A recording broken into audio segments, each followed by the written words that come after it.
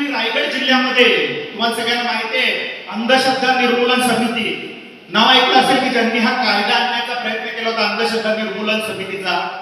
तर त्यांचा एक कार्यकर्ता सुनील जगताप नावाचा पुण्यात त्याचं नाव आणि रायगड जिल्ह्यामध्ये त्याचं नाव प्रशांत कांबळे 3 वर्ष अंधश्रद्धा निर्मूलन समितीचा सक्रिय कार्य करत होता। एटीएस ने त्याला अटक केली, तुरुंगात टाकलंय। हा अर्बन नक्षलवादी कार्य करणारा व्यक्ती दाभोळकर जिवंत असताना त्याचे 4 कार्यकर्ते गोंदियामध्ये चंद्रपूरमध्ये पकडले होते आणि सगळ्यात धक्कादायक गोष्ट मी तुम्हाला सांगतो की या ठिकाणी महाराष्ट्र राज्य गुप्तवार्ता विभागाचा काँग्रेस राष्ट्रवादी सरकार असताना रिपोर्ट होता की महाराष्ट्रामध्ये 62 संघटना अशा की ज्यांचा नक्षलवाद्यांशी संबंध आहे। त्यातली 55वी संघटना डॉक्टर दाभोळकर यांची अंधश्रद्धा निर्मूलन समिती होते।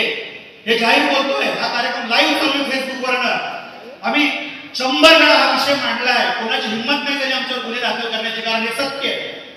फक्त आमचं म्हणणं एवढं आहे की जर आम्ही या ठिकाणी सगळं सांगतोय आणि मांडतोय तर सरकारने याची गांभीर्याने दखल घेऊन ही 55वी संघटना जर अंधश्रद्धा निर्मूलन समिती आहे तर या संघटनेवर बंदी आली पाहिजे का? हा उंचावून सांगा।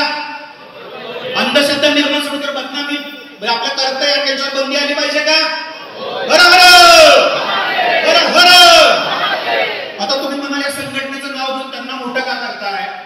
तर संविधान दिंडी आणि समता दिंडी हे नाव आहे, त्याच्या पाठीमागून तिकडे विचार मांडता येणारे जे वक्ते आहेत ते अंधश्रद्धा निर्मूलन समितीचे आहेत, त्यांचे कार्यकर्ते आहेत।